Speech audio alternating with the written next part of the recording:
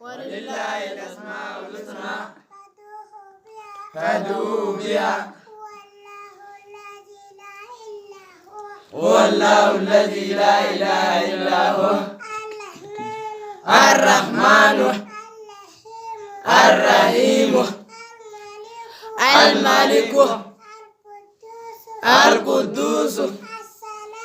السلام المؤمن العزيز الجبار المتكبر الخالق البارئ المصور